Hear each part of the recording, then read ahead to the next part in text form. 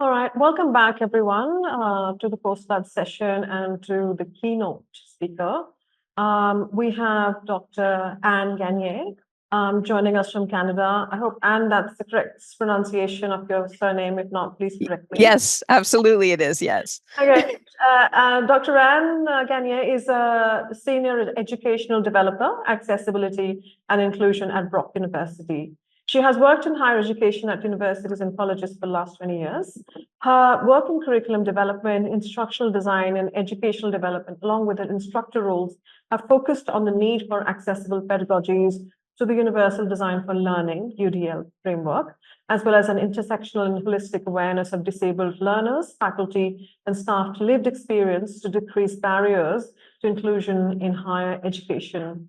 Anne has facilitated workshops and keynotes on accessible pedagogy, accessible event design, accessible social media practices, and trauma-aware UDL. I'm a great fan of Anne. I've been following her work for many years, and she's, like me, she's also a fellow Ruskin scholar and a fellow companion of the Guild of the St. George. So the floor is yours, Anne. Thank you so much, Dr. Chatterjee. It's so wonderful to be here, and I'm so glad that Ruskin could kind of bring us together as well. It's lovely to see folk online here. It's lovely to see folk on campus. I'm so sad I couldn't be with you today, but I'm sure that one day in the future a trip will definitely be in order to come and visit you.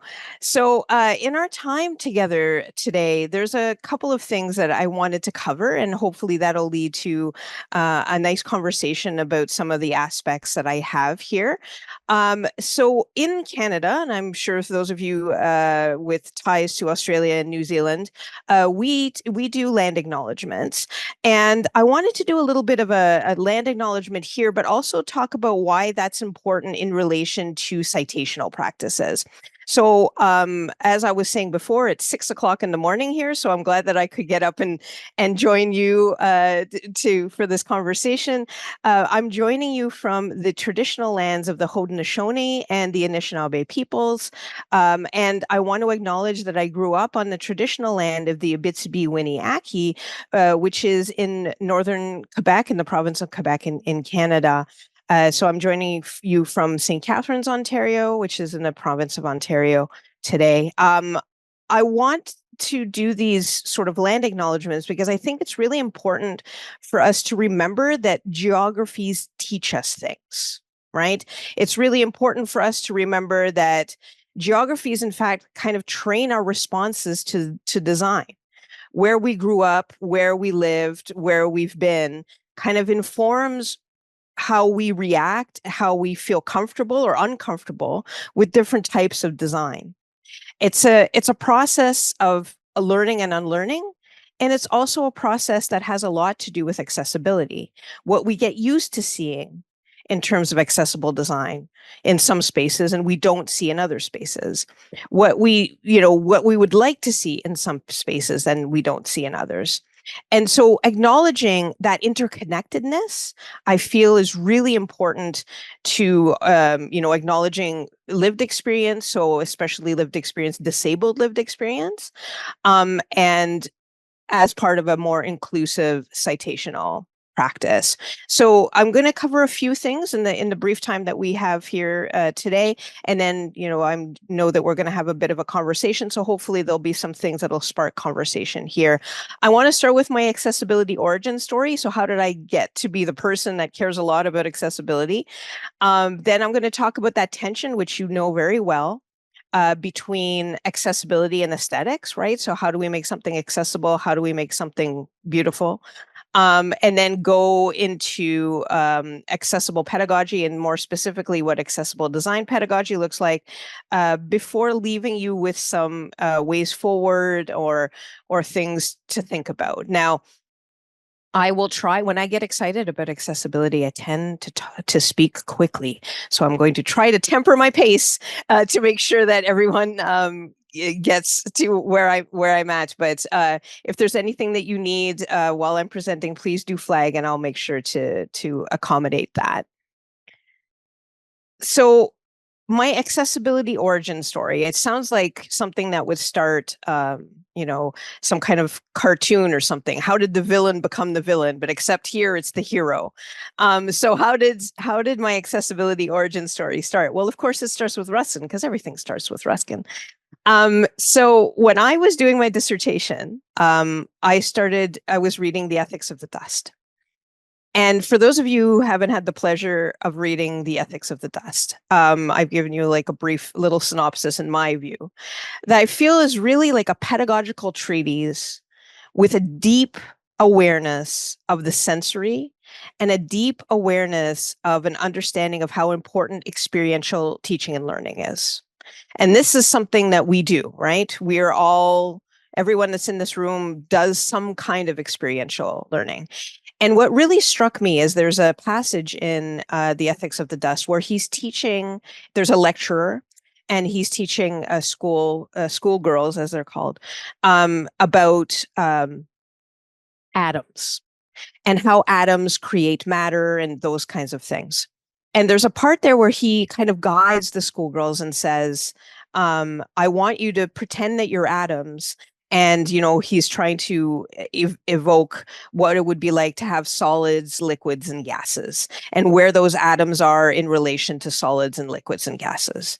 And it was in that moment that I had a bit of an epiphany, which was, what would it be like if we paid real attention to the senses in our pedagogy? Because he talks about the awareness of not rubbing up against each other, right? Or like how atoms are farther away if they're in liquid format and so on.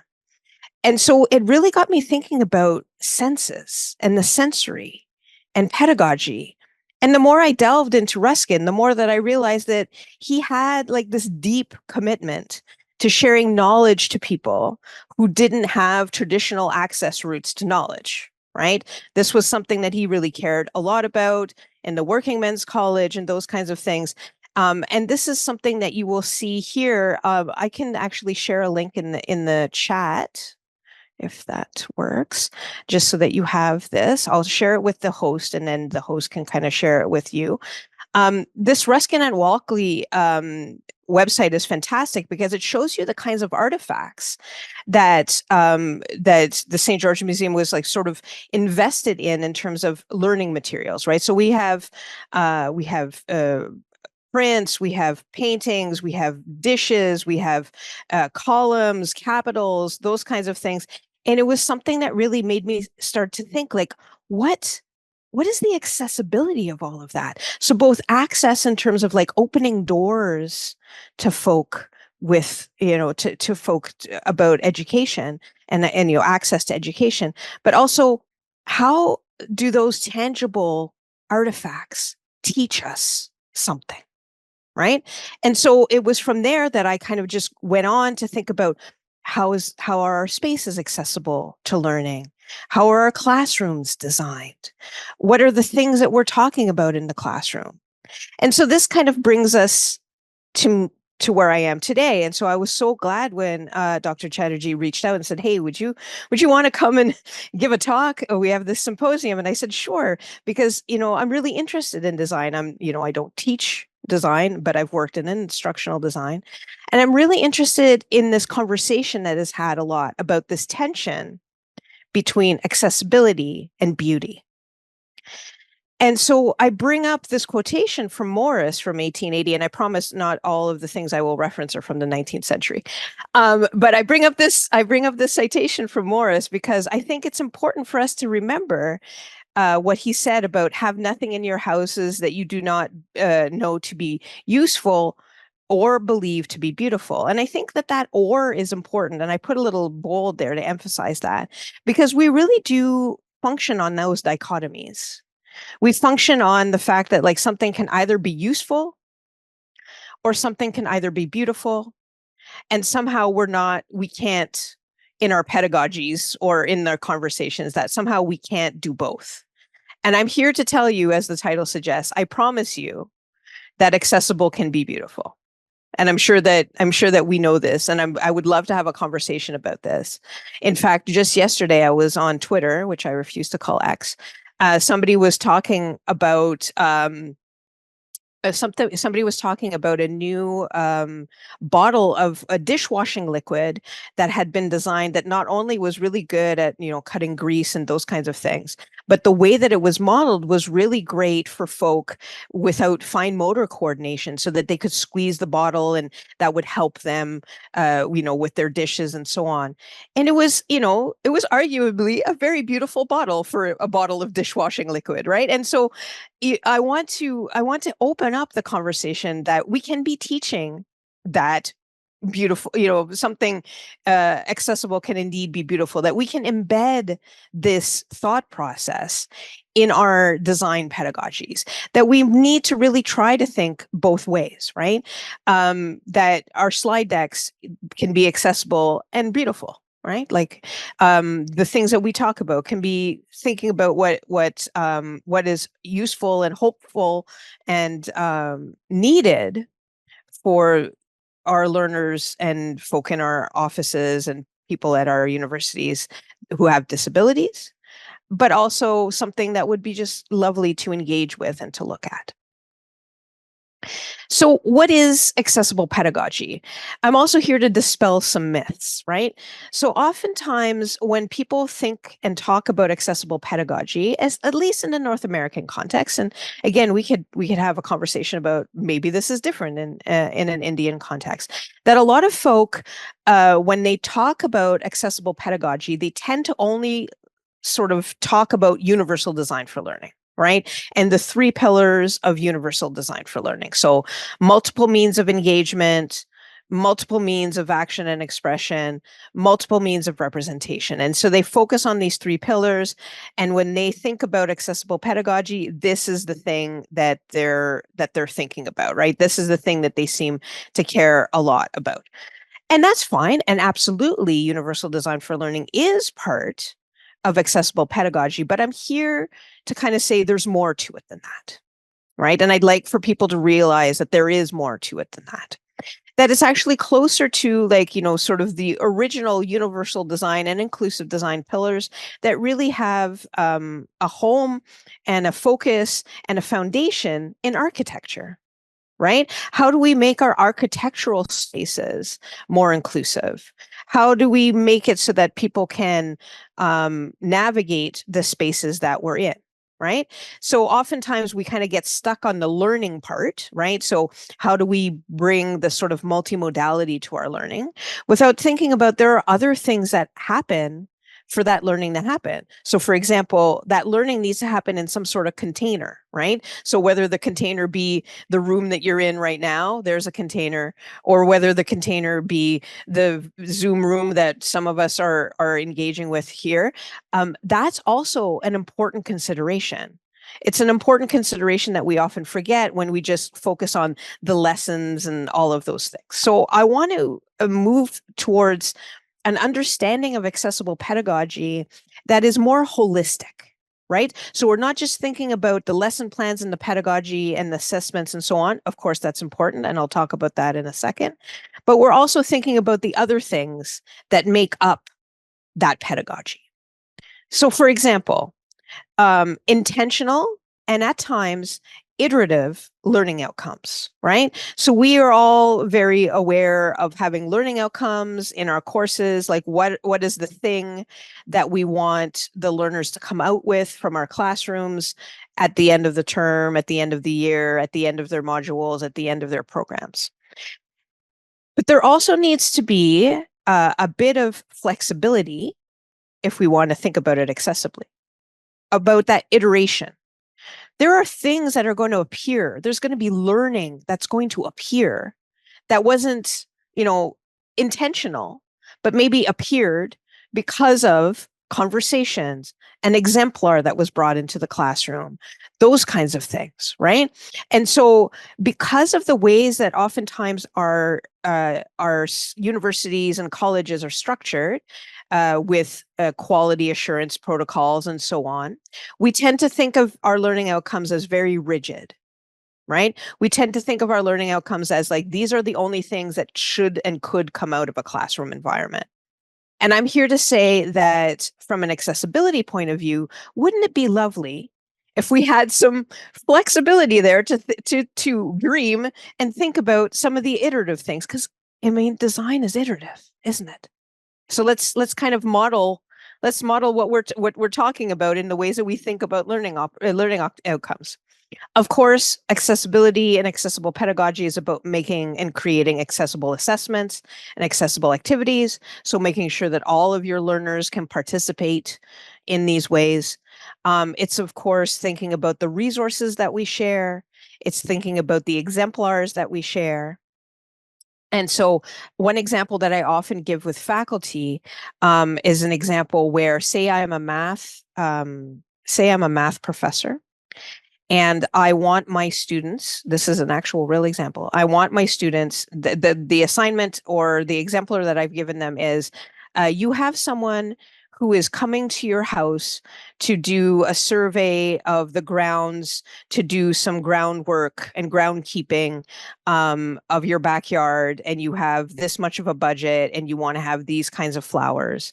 And I had a faculty member once, many, many years ago, say to me, I don't understand why the students don't understand this question. It's a simple area question. I don't know why they're having trouble with it. And I said to the instructor at the time, do they know what groundkeeping is? Like, where do the students live? Do they live in houses? Or do they live in apartments with no outside yard? And that light bulb kind of went off and said, oh, right. I'm giving them an example that they can't resonate with because they don't understand what's going on. They don't understand the premise of like doing landscaping. So maybe I need a more inclusive example. So that's just one example that I provide in terms of like, let's think about the exemplars that we give in our classes so that they really resonate to the lived experience of our learner. Thinking about our educational spaces, again, both online and on-campus spaces or blended spaces like we're in right now. Thinking about things like captions, thinking about things like microphones, thinking about things where possible, ISL, interpretation, thinking about how the seating is in relation to the technology. So are there good sight lines where people can actually see the monitors or what it is that you're showing? What about lighting, right? Some people might react poorly to bright lighting. Are there ways to kind of have a medium light? And again, this is a design principle, isn't it?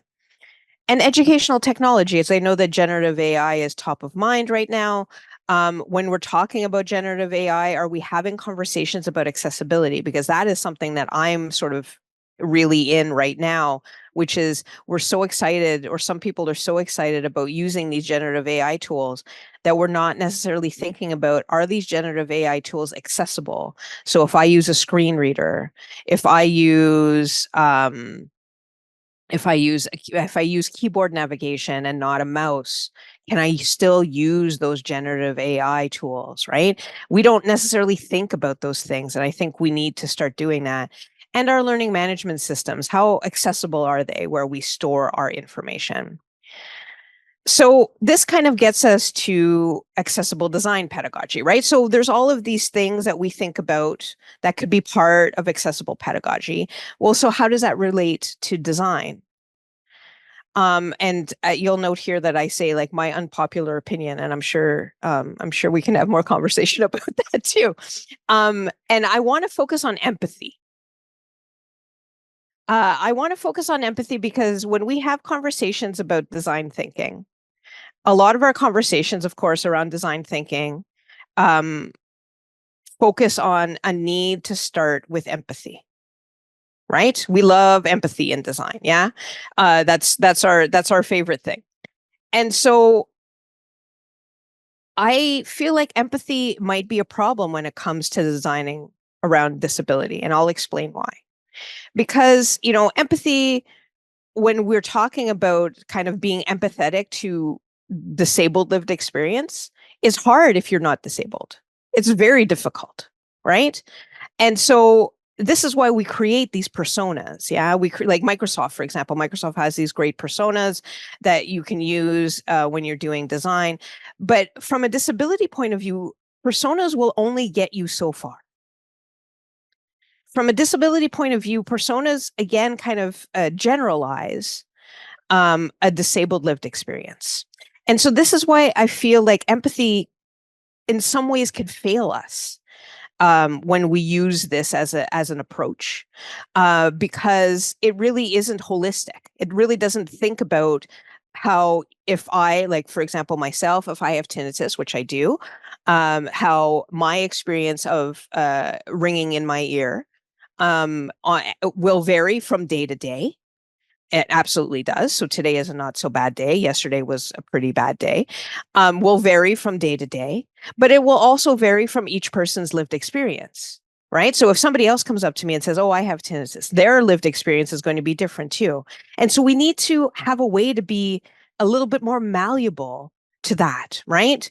And I know that that's the big problem in design, isn't it? And empathy sure is a start, but I want to say that if we put all our eggs in that empathy basket, we might be forgetting something, right? We might not actually get to what we need to get to when we're talking about disabled lived experience.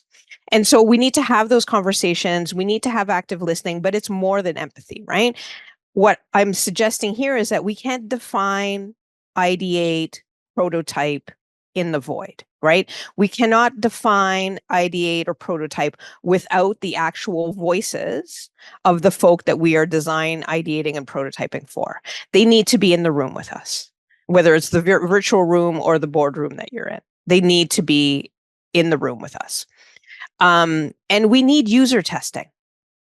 And I know that, user testing is expensive because you have to pay people to test, but we need user testing that is reconnaissant of and recognizes the disabled lived experience.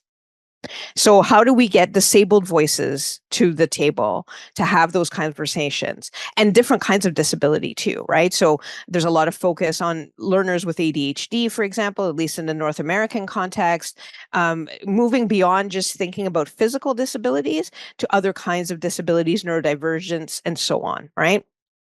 So I'm here to kind of ask that maybe we should bring more people to the table when we have these conversations. And so what could this look like in practice in our classroom environments, right? So this is a cool, great, you're saying all of these great things. That's fantastic. So how do I practically, what are the practicalities of making this happen in our classroom? So one could be more guest speakers or more connections, right? One of the reasons why I was really excited when Dr. Chatterjee reached out is because I'm at a stage in my career where I'm really invested in doing these kind of cross geography, sort of connections. I think that a lot of the work that we do as academics tends to be very geographically siloed, and especially something like accessibility. There's a lot of possibility there for cross-pollination, because what happens in your university there is going to be very different than what happens in my university here, especially when it comes to what do we do for accessibility purposes. And I think that it's really important that we have those conversations, because I have as much to learn from you as you maybe have to learn from what I've been saying here, right? And so I think we need more connections, right? More of these kinds of things where, sure, it's 6 o'clock in the morning here, but more of these kinds of things where, we can have conversations across time zones and make it work, right? More community-based projects, more voices of the folk that are impacted by our design ideas, choices, and the way that we teach design. Right? So let's have a conversation about communities. When I was working, and I still do, but when I was working in a particular program at the George Brown College in Toronto, one of the things that the students were working on was a social justice innovation project. And that project meant that they needed to go to their community, where they were from, where they lived, their neighborhood, and look around and see a gap. What was needed there? Programming, resources, those kinds of things. And their project for my class was to design how to bridge that gap. How do I support my own community with what the community needs? And it was fantastic, actually. Some of them identified that they were in food deserts, right? So that they were in spaces where there were not a lot of grocery stores. They couldn't get fresh produce, and so they developed a project where they would have like farmers markets, or people would come in with fresh produce once a week or something like this, right? This is really, and I mean, these are undergraduate students, right? These are not graduate students. These are college students invested in their community. So more community-based projects, and that'll probably look very different where you are as well, but I'm suggesting that as a possibility. Less hollow empathy, right? So like, how do we get to meaningful empathy? And that's probably because we need to have conversations with more people, and that we acknowledge that if you don't identify as having a disability, it's really hard to have that empathy, because oftentimes that empathy, when it comes to disability, really often and easily, sadly, goes to sympathy instead, right? So instead of like, when it comes to disabled lived experience, instead of like kind of being empathetic, one tends to be sympathetic, right? Because of that disability, and that's not helpful for anyone. We need to have more co-creation and multimodal choice to share our knowledge. So like, how can the learners, and I mean, this is a radical thing that I think a lot of people are trying to do in North American societies, but haven't, in North American institutions, but haven't quite gotten there yet, is having the students be part of designing the course. What would they like to see? What would they like to focus on? What are their goals and values? What's a thing that they really care about, especially in relation to design and inclusion? What do they want to focus on? More things like this design justice book that Sasha Cosenza-Chalk, and I will put the link in the chat so that the person can share it with other folk, in case you haven't read this book, but maybe you have. So again, they talk a lot in this book about, again, this community building, those kinds of things, designing for folk that are the most impacted, all of those great things that we care about. And then ego. I kind of had to end with this because I think that academic spaces tend to be ego filled. Sometimes art spaces tend to be ego filled, and sometimes I think I've been, again, part of my outreach, and that I want to do more cross geography outreach is thinking about how humility plays itself in different geographical spaces. So how do we show pedagogical humility in Canada? How do we show pedagogical humility in India? How do we show pedagogical humility in Australia and New Zealand? And I think we have a lot to learn from Indigenous pedagogies here, to recognize that we are just one of a bigger system. And I think that really accessible design will recognize that as a designer, yes, I have some choices to make, but I also ethically need to make those choices in conversation with other people. So what you can do in your course, or what you can do, and these are like some of the things that I want to end my talk with, is some reflective questions for you to think about. So if you could take a few moments today, tomorrow, even by the end of the week, and to reflect on some of these things. Is there something that you could add to your curriculum or your resources that helps support a more inclusive and accessible conversation? A disabled scholar, for example. Is there something that you can bring in, or an example of disability that you can bring into your classes? Can you add options in your assessments? Can you have I've had faculty that I've talked to where they've designed an assignment, and then another part of that assignment is, okay, so what if you had a person utilizing this object or this space who was blind or was low vision? How would you modify that design choice, right? How would you share that with others? So adding those kinds of options. How can you advocate for more inclusion in your department or your institution? This is what I sort of pride myself in. I'm the kind of person that brings this up everywhere, in every space that I'm in, my institutional meetings, social media, all of the outreach that I do, I'm really about advocating for that. And can you reflect on how you feel about empathy? Just because I don't seem to like it doesn't mean that doesn't mean that you don't have to like it. So how does empathy and humility play itself out in the work that you do? And with that, look at that timing, exactly 30 minutes as I promised. Um, thank you so much for sharing space with me. I'm going to stop sharing my screen now, and I hope that that was a good start to kind of spark some conversation. Thank you. That was brilliant and on the dot at we're half an hour exactly. So thank you for that short and sharp keynote speech. I've got a couple of no, they're not really questions, but I think, and I started really following your work around the times of COVID when you were, on Twitter, especially, you started to talk really a lot about because a lot of us went online, and Mm-hmm. you were such a passionate champion for accessibility of online, education being inclusive and accessible. And I really started following you that. So I've been following your work on Accessogogy on your podcast.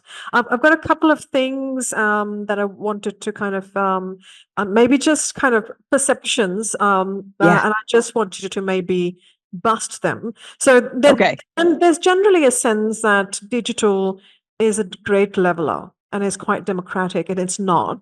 And so can you talk a bit more to that premise? And but that was number one.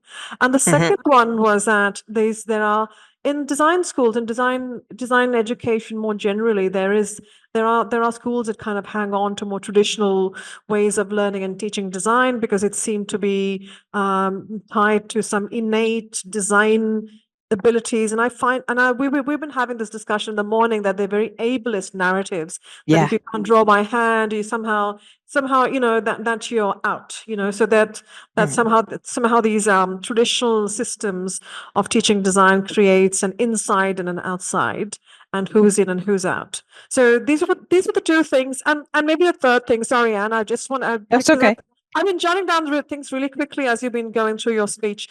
And then the typical pitfalls, I think, in online engagement, particularly to do with, the use of videos. And then you've written some beautiful articles and blogs on that. So I wonder if you could speak to any of these three prompts that I've just talked about. Thank you. Oh, yeah. These are fantastic. Thank you. So I'll start with the beginning about the digital as a leveler.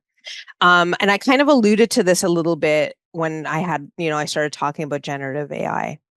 I think that you're right, that there is a real belief that somehow if everything is digital, that'll be, a leveler, and it'll allow everyone to participate and be included. But there's a lot of things that people don't think about, like bandwidth, for example, right? So Canada, and I'm sure that that's something that happens in India as well. In some remote provinces, they do not have like good internet, right? A lot of people are using their cellular phones to connect and those kinds of things, and they're trying to get, education um, with poor bandwidth. And so, we want to try to be more digital, but we're not always thinking about like, okay, well, what are the internet connection possibilities there? We're also not thinking about the tool itself in terms of accessibility. And so I go back to these generative AI tools. They are created quick. Every day there's a new one. And in that design process, in like, well, this particular AI will help you consolidate whatever it is. They're not thinking about the design of that tool. They're not thinking about the web UX. They're not thinking about the UI. They are certainly not thinking about WCAG standards. And they're not thinking about like how someone with a screen reader can use these tools. And so then in turn, we have faculty members that say, oh, this is a fantastic tool. I'm going to get my students to use this particular thing in this particular assessment in this class, and everybody's going to love it because they love digital. And it's like, okay, well, what if you have a student with low vision? What if you have a deaf student? What if you have a hard of hearing student? Someone who like, and I can talk about this a bit when we get to captions, someone who can't engage with what it is that you've asked them to engage with because of things missing. So that's one piece. So I really think like there is that misconception that all digital is going to be a leveler, and it might not. And in fact, right now, at this very moment, this week, at my institution, one of the things that we're talking about a lot, or at least I'm in conversation with, is around open educational resources, because we're big advocates for that, right? So creating press books, creating these kinds of textbooks that live on the internet. And I'm having conversations with accessibility services that says, okay, well, how do I make this thing that lives on the internet a tangible thing to a student who may need a tangible book, or a student, for example, that may need that in Braille? How do I make that happen for them? And so this push towards the digital absolutely seems to forget that there's going to be tons of people that can't. And so we need to always keep that in the back of our mind. And I tend to be that person that always thinks of the thing that other people never thought of. And then people are just always doing this like kind of like emoji motion to me, like whenever I was just like, but what about this? And then they do this thing. I was just like, no, but honestly. So that's one piece. And it kind of speaks to this traditional design prompt that you're asking, and like traditional design pedagogy as being ableist, and like, well, this, what you're saying about, well, if you can't draw, you can't be in design, you can't. And this happens a lot in professional programs. I have this conversation a lot with nurses, right? If you are a wheelchair user, can you be a nurse? And there's a lot of people that'll say, well, no, you can't be a nurse and be a wheelchair user. And I say, why not? Like teach the person to draw blood, teach the person to take vitals. You don't need to be standing to do that, right? And so a lot of that happens, right, in professional programs where there is like a neurotypical, a normalized body that exists, and that and they think that that person has to be the person who does architecture, the person who does nursing, the person who does whatever. And if they don't fit that mold, that, oh, there's a lot of other programs that they can take instead. It's like, no, because we're actually at a point where if I can't draw with a pen and pencil or paper or whatever, there's tools that can help me with that. In fact, there's even more tools that can help me with that every day, right? So why not? Why not? Like, that's universal design for learning right there, multiple means, right? And then so we get to this last point about videos. So videos for me is a big thing, videos and captions, because I guess because I'm a little hard of hearing sometimes, captions are important for me, right? So captions in meetings, on videos, and those kinds of things, and accurate captions, because we work in highly specialized, like in spaces with highly specialized narratives, discourses, and words, right? So we use jargon, if I want to use that word, that is like sort of specific to our our pedagogical background, that probably will not be captioned properly in video, right? And so that is one thing that we really need to think about. So like, we can have a nice caption video, but it needs to be captioned correctly. How do you spell those terms? How do you say those things? And I think one of the things that's another really important thing is a lot of those automatic caption things that happen have been trained on, I want to say, North American data, who and I'm sure everyone in this room has experienced this, where they just do not caption non-American names properly at all. Right? Like, at all. And even my very French last name, they cannot, it comes out in very different ways. And so I think we need to think about and advocate for how we can get to a space where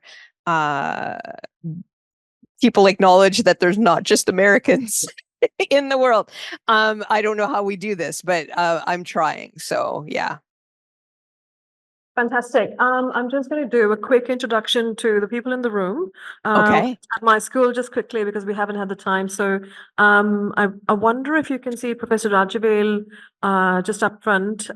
He's our Associate Dean. On to my right is Professor Agnishika. She's also in charge of we've got a committee for diversity in learning and teaching design. So it's something that we are building on, and early days really. Mhm. And then Professor Ayod Kamath, who's from another school of architecture. On that side, if you can that's Professor Kalyani, who's an assistant dean, Professor Kunal Datta, and Professor Monica. So I just wanted to do a quick introduction because they might have some questions for you as well as Sure. people in the audience. Yeah. Yeah.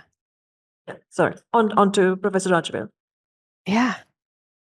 So, your accessible can be beautiful, and accessible probably is beautiful is something that kind of really appealed to me. I think in design, we always feel simpler something is more beautiful, more aesthetic it is. Yeah. Yeah. So, in that sense, would you say accessible design or accessible approach is something which which is fundamentally simpler and a more holistic approach? Yeah. I love that. Because again, like that paradigm of oh, I love this question because it's such a disruptive thing. My brain is doing a lot of things right now. That paradigm of like, well, it can't be accessible and beautiful, is really kind of is thinking about an aesthetic, not a complicated aesthetic, but not a simple aesthetic, right? And so I can really appreciate how like you're emphasizing that simple is beautiful, right? And so I think that if we really bring it down, why are we making things more complicated? I agree. If we're going to sort of bring down that design to the sort of grassroots foundational elements that are required, it is both going to be simple in its design and effective in its use. And so I go back to that bottle that I saw of dishwashing liquid. I mean, most people will be like, well, how can a bottle of dishwashing liquid be beautiful? Well, it's simple in its design and it's effective in its use, and it opens things up to a lot of different users, right? So I think that there is a lot to be learned, in fact. And so thank you so much for bringing that up. In that simplicity is beautiful. I think that, yeah, we try too hard to make things complicated. So I love that. I love that prompt, and I love that idea. Absolutely. Hi, Dr. Gagné. Can you see me? Hi. Yes, I can. How are you? Great. Thank you. Thank you for the great talk. I was actually, I'm a spatial designer, so part of the idea of accessible spaces is something we need to take into consideration, and we do in our training. But when it comes to accessibility in pedagogy and learning, that there are a whole lot of things to have to think about. And I think some of the challenges in India have to do with people not being diagnosed in any way. And we are dealing with a lot of young people who we don't know if they're on the spectrum or not. We don't know if it's different, diverse ways of learning, or it's something, a disability in some way, special need. I was just wondering, as you were speaking, and since this has been going on for 2 days, I was wondering if there are AIs or large language models that can be harnessed for specific needs, and if you have any experience with that or someone doing that work. Right. No, this is also a great question. It's a great question because it kind of gets to the heart of disclosure narratives, right? That oftentimes accessibility or thinking about accessibility has been premised around the need in higher education to disclose, right? So somebody isn't registered with accessibility services. We're all about the paper, right? Like, show me the paper that says that you have this thing. And what I'm trying to get at, I think, is like, can we design it more inclusively so that that paper isn't necessary, right? So there's that part, right? So can we design this spatial, like, I love that you're teaching spatial design. That's fantastic. Can we design this space in a way that is inclusive, or can we think about this space in a way that is inclusive? Even if I don't have that piece of paper that might acknowledge that there are learners with ADHD or neurodivergent learners in my class and so on. So generative AI models, there are, let me just think if I can remember this one, because I have one.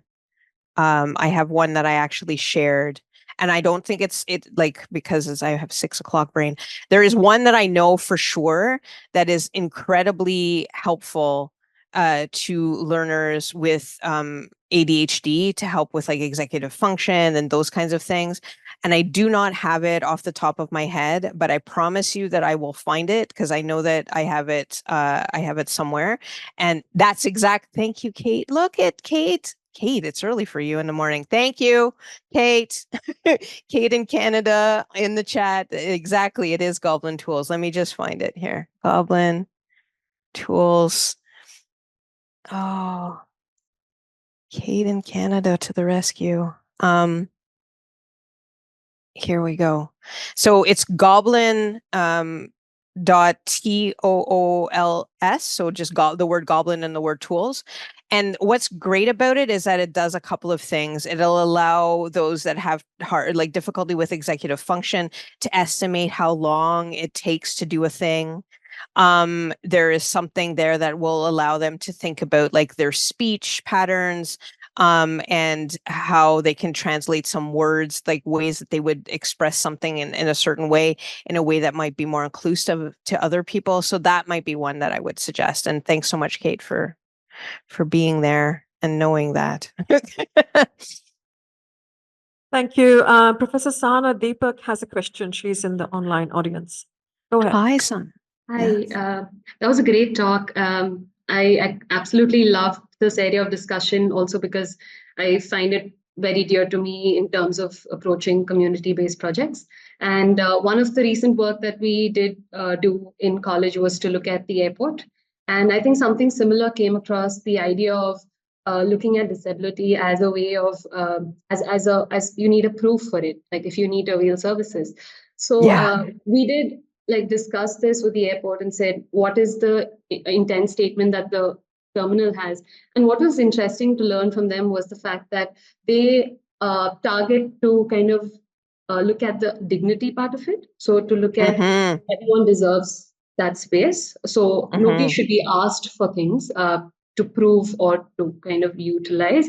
So it's also something that I wanted to ask you as, when we look at standards, we do definitely look at the kind of incapabilities and how to address that through design. Right. But do we really look at what they feel versus how they function, So I think that was something I wanted to kind of ask you. What's your take? Yeah, no, for sure. Because again, like this kind of goes to this conversation that we have about, like, even if somebody has a diagnosis, right?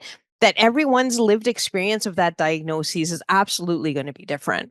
And so we need to really recognize that in the ways that we design. And so we do, this is a higher education in general problem though, right? Like this is what we do, is that we can't, within the confines of our semesters or trimesters, the way that it is, within the 12 to 15 weeks that we have with our learners, it's impossible. It's almost impossible to make sure that we, address everybody's, because then we would never get the core curriculum done, right? Like it wouldn't happen, because higher education, the way that it's built now, is not built with that flexibility.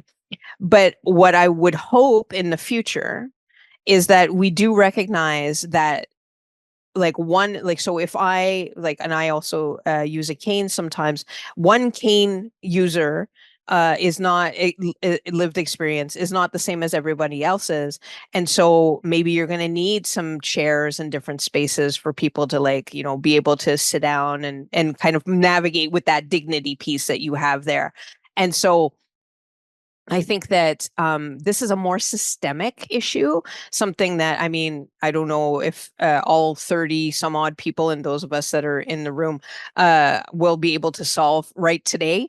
But I think that this is something that we really need to think about, like how do the structures, and this is actually, see, look at me with my books. This is actually a book that I wanted to suggest to all of you to read if you haven't read it before. It's called wonderful. Academic Ableism by Jay Dolmage, and it's an e-text that you can find on the internet. Like you don't even like he's so committed. He's a Canadian professor at a Canadian university. He's so committed to inclusion that he has this book online. So if you just Google it, you'll see the whole e-text.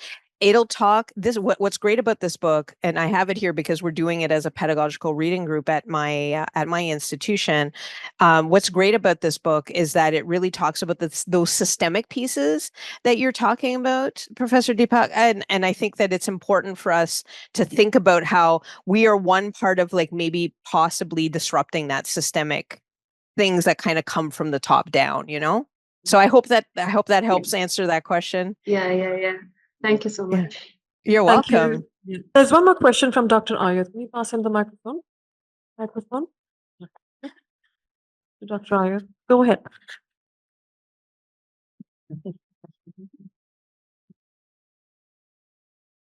Thank you for an amazing talk. And I'm actually going to be repeating a question that I had asked someone a couple of months ago at a workshop on neurodivergence in academia. And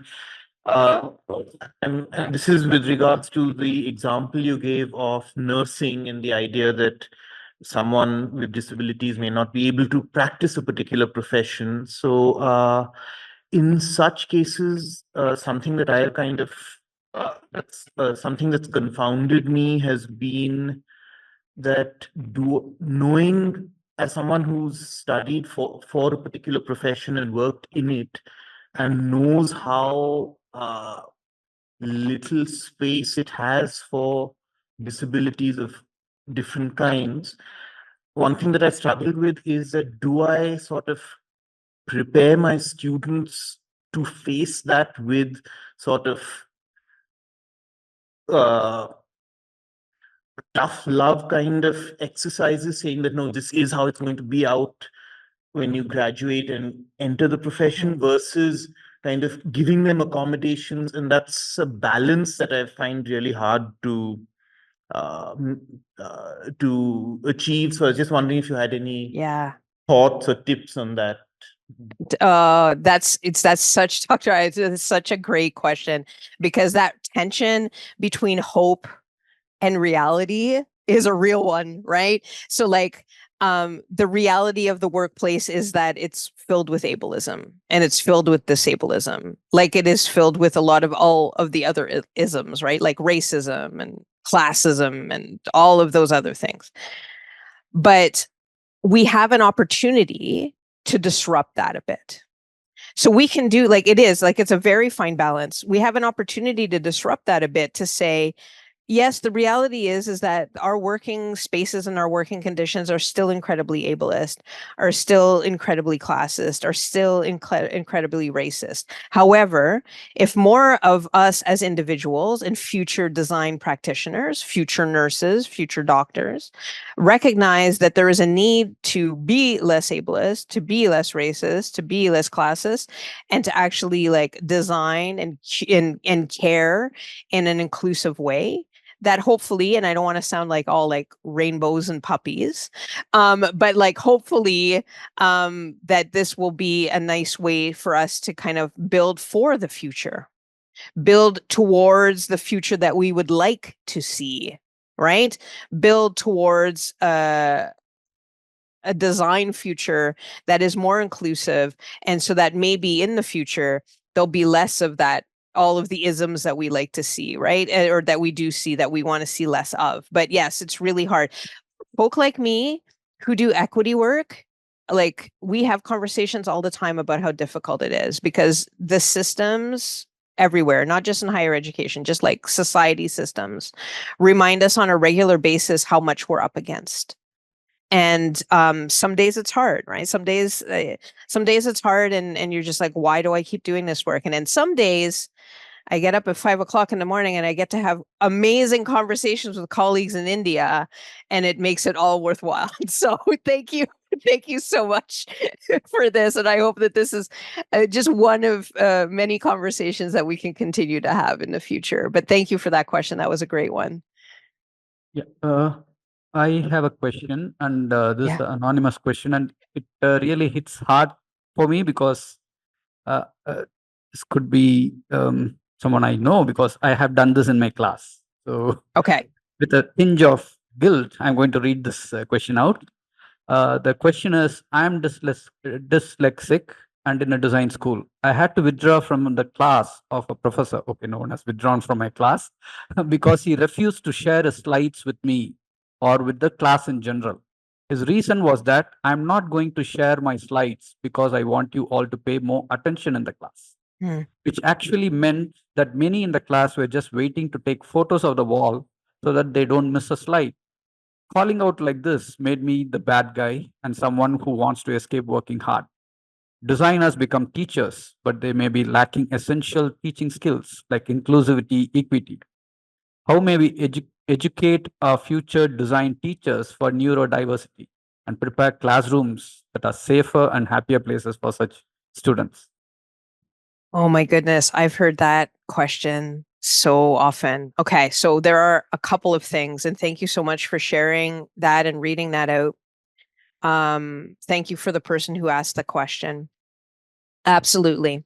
So there is this belief that somehow if slides are shared ahead of time, that somehow people will not pay attention.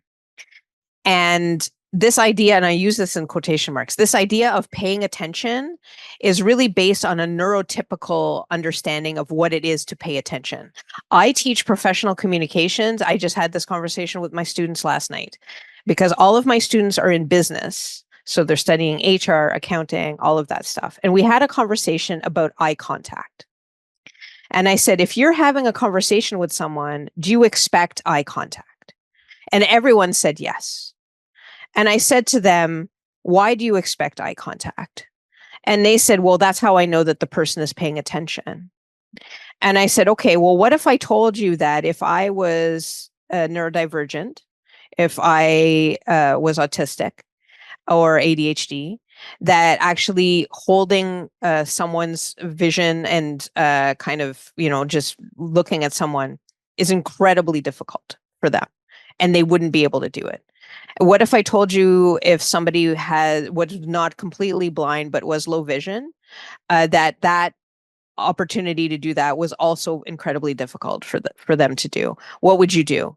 And they're like, oh. And I was like, do you think that those people are paying less attention if they're not looking at you directly? And they're like, oh, I guess not. And I was like, you only think that because society has told you that. Society has told you that paying attention looks like this. Right? Society has told you like paying attention is like, in the book, hand, write down all of the things, right? And so I absolutely can appreciate what the question asker is asking, because yes, there is still an incredible amount of neurotypicality in our understanding of what engagement looks like and what paying attention looks like, right? And so that's why a lot of professors don't do that, because they're still kind of stuck in that neurotypical way. And some professors don't want to share their slides because they're worried about their intellectual property walking around all over the place. And I get that. So some of the things that I say instead is that if a professor is not willing to share slides, that they at least share some sort of high-level outline of what happened in class, because that will really help learners take notes. First, we talked about this, then we talked about that, then we talked about this, then we talked about that. They don't want the slides because they don't want to pay attention. In fact, a lot of people want the slides because it helps with their note-taking. And so a lot of faculty will come to me and say, I give them the slides, but I still see them in lecture hall, like taking notes, taking pictures with their phone. What are they doing? And I was like, because they probably have an iPad or a tablet, and they're annotating.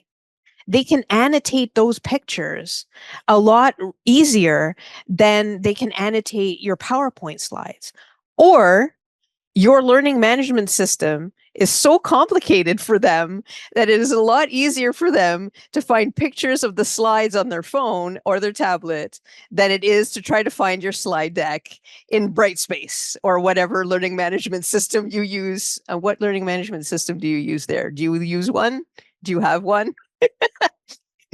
But yes, so that could be a thing too. So I can appreciate this question. I can appreciate what the asker is asking. There's a couple of things there. One is organizing materials so that it's easy for people to find, and the other is trying to break that myth that engagement looks like me staring at you, because I promise you it's not. I hope that helps.